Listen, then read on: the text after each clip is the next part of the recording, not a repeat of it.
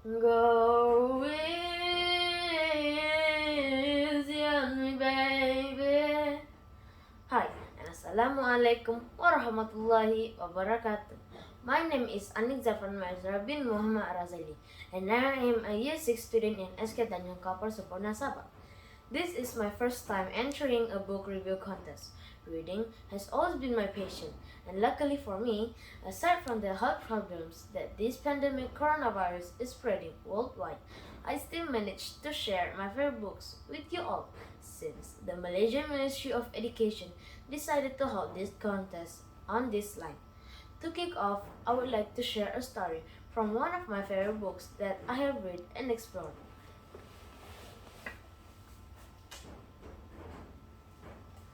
This book is about Mike, a 12-year-old city boy who was forced to move and adapt to life in a longhouse community in Sarawak. He had to be separated from his father and now lives with his grandparents. There, he befriends Ben, a local and brave boy who soon becomes his best friend. Mike's life was so happy at first before it went downhill.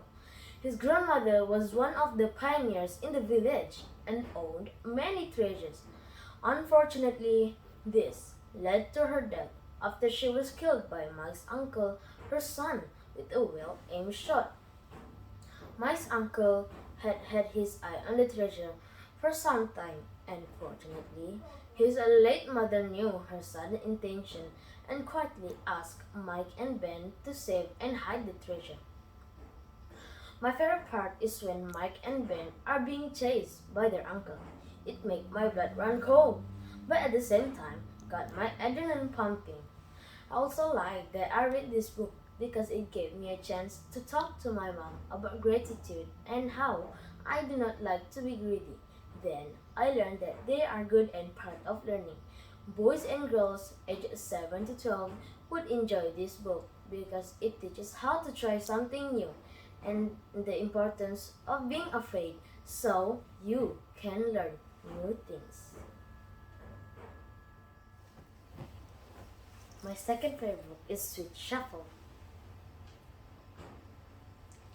As you can see, it is also a comic by Nico. It is a story of a group of three friends. Johnny, the bubbly and optimistic, but sometimes reckless. Mia, the gentle and kind, but also shy and sensitive. Emilia is the mature and realistic one among them. Mia, despite her anxious personality, actually wanted to be an optimist like Johnny. Johnny and Emilia helped her along the way. Even though they knew it would be a lot of work, a friend in need is indeed a friend. Together, they eventually helped Mia to overcome her shyness and build her confidence. In this story, friendship is brought to the forefront. Even though they are sometimes difficult, they play an important role in our learning. This is a story to pick up if you value your friends. The third book is another comic entitled Curse of the Monstrous Wolf. A group of three friends, Lulu, Alex, and Minkong, are tasked with finding Fenrir, a product of an experiment gone wrong. Fenrir, a monstrous wolf, was trying to find the cure for his unwanted transformation. In the end, they met. With the help of the three comrades, Fenrir transformed back into his robot form, and they have been best friends ever since. For those who are looking for adventure, this story is just right. It teaches you a lot, especially that you must never give up hope and that you must be consistent. I love the character of Fenrir, mean but kind, fierce but gentle. Confusing is not it. That's what the author is trying to do. He was trying to take us to another planet, to experience the impossible. Can people become young again? Oops, the title sounds ironic, does not it? It is. Let us dive into the story. The funny friends found out about diseases around the world. They found it amazing that the cure for every disease. They also believed that the disease could be caused by humans, so they set out to capture people and perform an experiment on them to prove their theories. Using the real character of Plants and Zombies, the plants went through many encounters with the zombie. If you are a serious person, you should eliminate this book from your collection. Reading this story teaches you to be determined. It helps to motivate yourself, especially when you are in the process of achieving something in your life.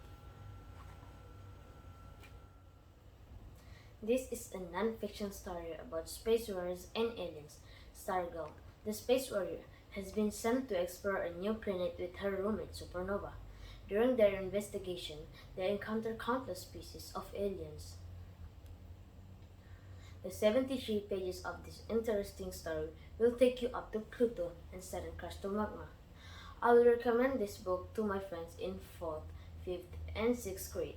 The letters are quite large, and the spacing between them is appropriate for children.